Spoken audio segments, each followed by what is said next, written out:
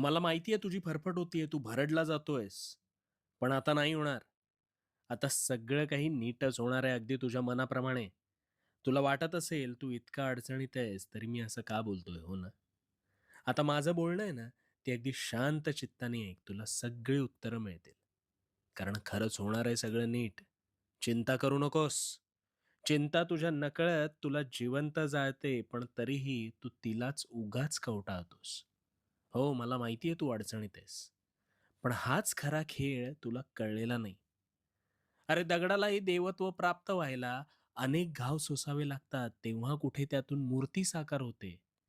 पण मग ह्या उपरोक्ष तू तर माणूस आहेस. मग तुला सुद्धा या अवघड गोष्टींना सामोरं जावं लागलं, म्हणून वाईट वाटून घेऊ नकोस. हिरा आहे ना, हिरा हा अनेक घाव सोसतो, तेव्हा कुठे त्याला किंमत प्राप्त होते.